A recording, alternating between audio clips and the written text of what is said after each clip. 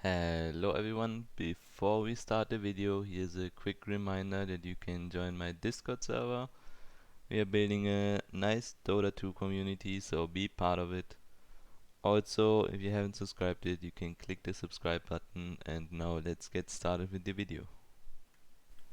So today's video will be about Pos5 and especially about Omni Knight.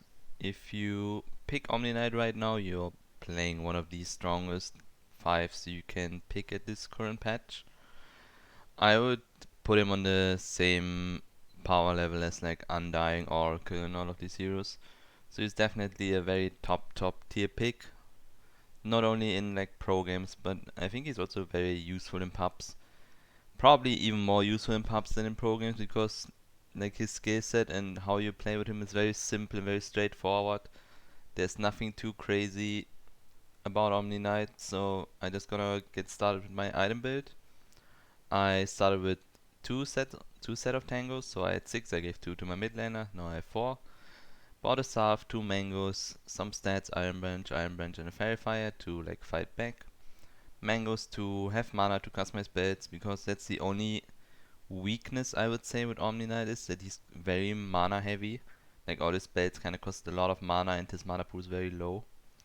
Therefore getting some mangoes in an early stick and all of this is very important to keep up your mana pool. And for combos with Omni Knight, like what heroes you can pick with him, you can go with PA, Sven, or basically every melee carry. I wouldn't really recommend him playing with range carries like Drow or something. Can work with those heroes too. He's definitely stronger with melee carries that go in and go ham. Like I said, PA, Sven, even Lifestealer, Chaos Knight, all of these heroes are very strong and just go in. This is where Omni Knight shines. So at level 1 you almost always take Purification unless you need to dispel some slow or something with Heavenly Grace, but usually you take Purification. Like I don't really see any point in taking Heavenly Grace, and I don't see a point in taking Legion or at all as a support. Like you don't really care about the spell. You can pretend it's not existing and playing him as a support. So for level 1 take Purification, and it's a 90 heal, and also it does 90 damage. It's pure damage, so it does 90 then. Therefore you can kinda look at it as a 180 effective HP trade. Like 90 plus 90 is 180. So if you go on a hero and he damaged you and you heal yourself for 90, or you heal your mate for 90, and you damage your opponents, I think you know what I try to explain here is that this spell is very valuable in terms of damage and heal and all of this. So we can just took a quick example here. Like P is getting tossed in, I use Purification, and suddenly she's kinda fine now, and Tiny lost like a lot of HP. We were hitting him, and with the Purification trade he went very down on his HP. And if you can abuse that in laning stage a lot, if you can run at heroes and heal yourself or heal your carry while damaging them too, it makes trades much easier and way more effective. So level 2, like I said, you wanna take the Heavenly Grace. And what you do with Heavenly Grace is you usually want to use it to dispel something. Like if your carry is getting stunned, you can quickly cast Heavenly Grace on him and remove the stun. Or if there's any slow or something that could like stop him from keep hitting, just use Heavenly Grace and you can keep chasing. That's why we got an easy kill on Tiny here. I instantly removed the stun on PA. Like I pre-clicked Heavenly Grace on her already. So if Chaos Knight stuns me, it doesn't really matter, like I couldn't catch up anyways. But PA was like still hitting Tiny, so it was a good play here to pre-click it. And then basically you play like every 5 you kinda want to give as much solo XP to your carry as you can, and try to pull and all of this. And you only want to be in the lane actually if you need to like save him. Like he is getting gone on, I'm running over to heal him and give him the grace, and he can disengage to get some extra HP regen now from Heavenly Grace. And while he's regening up, I can chill a bit, maybe get a creep or 2, and then I go like back to my pull camp. It was only a single pull now because I had to help out there. But yeah, that's like all you do in your laning stage. Try to run at people, hit them. You have pretty high movement speed, good armor, good damage, purification, very good for trading, and then all, like I said, all you do in laning stage is you run at them, hit them, try to protect your carry. In some lanes you can't run at them if you lane against like two range heroes. Then you kind of want to sit back and just help out when you need to, like save him from stun, save him from burst damage, and just keep your carry alive, and you will definitely do fine then. So here's one of those deaths that actually don't matter at all. Um, Looking now, what they're doing is they're gonna spend a lot of mana to kill me. They kill me very quickly, so I don't make a lot of time, but they use a ton of mana, and it's totally fine as a 5 to die if you can secure your carry like a wave or 1.5 wave under his tower. Like he was not pressured at all, so he can freely see us here. And they kill me, but it's kinda whatever. Like they use the CK pull, the CK stun, they use the mango too. Tiny's using his full combo now. And I die, but who cares, right? I'm up in 15 seconds. They can't pressure him in the time I'm not there. So everything is fine. I can even pick up his items now from the base, give it to him, and it's a totally fine death. Like it's a lot of people don't really understand that dying is not horrible unless you don't die like 8 times in 5 minutes. But getting a casual death here and there, especially in the laning stage as a 5, is like, who fucking cares? Like, it didn't matter at all. I can still run it CK. Tiny had to get back, taking the bounty runes. Now he's smoking. He had to use mangoes to refill his mana again.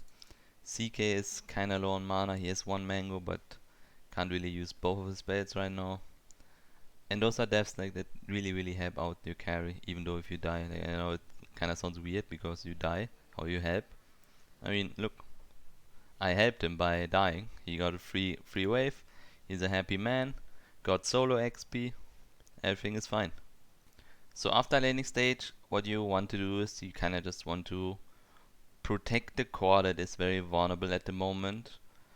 Here in this game, it will be Zeus. Like Pia is farming the jungle. She's kind of safe.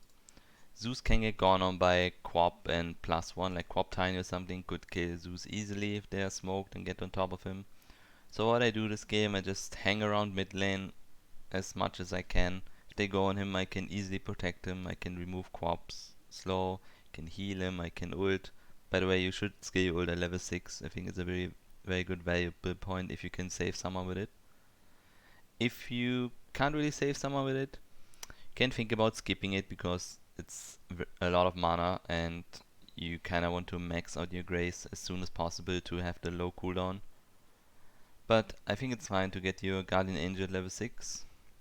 So, minute 14, I was still hanging around mid, so I think I stopped the first clip about after lane stage 10 minute 30 or something. And now 3.5 minutes later, I'm still hanging around mid. I haven't moved anywhere. I just protect the mid tower, protect my Zeus, and everything is fine. They're not pressuring any tower or any objective, so I don't really need to go somewhere else. You can just chill around mid. Here like I kind of got baited by Zeus. He told me don't pick, I'm coming. And then Quap blinks in and steals the rune. Should have picked the rune, but yeah, whatever. And now back to mid lane, getting some XP. This is also very good, like for towards your XP gain. If you can get some solo XP in the mid lane or even some shared XP with your mid lane, that's totally fine. Your hero is kind of level depending. Like the more levels you get, the more stronger you get. We're gonna come to the talents a bit later. What talents are very good.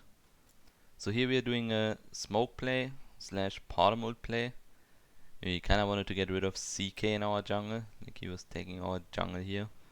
And now Zeus did a good blink, but even if he would have gotten caught by the stun, could have easily saved him with Heavenly Grace and my ult. And I just use all my spells, use my heal, use my ult to save everyone, get a clean fight, 2 kills. We can take back the control of the jungle area here. P can farm a bit bottom. And what I do again is I head back to mid lane, try to get some XP, try to help out Zeus if he's getting gone on. By the way, what makes a hero also very strong as a 5 is that you don't need any items. Like, your hero does the same thing if you have items or not. Sure, it's fine, or it feels better if you have any items. Here I'm rushing a Yules to get rid of Orchid, or to kind of save myself from Luna ult or something like that.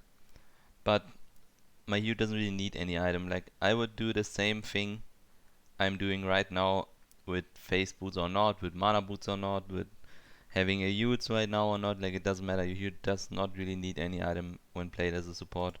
You just cast your Heavenly Grace on your carry before he goes in, and now you chill around, kind of stay in the back line.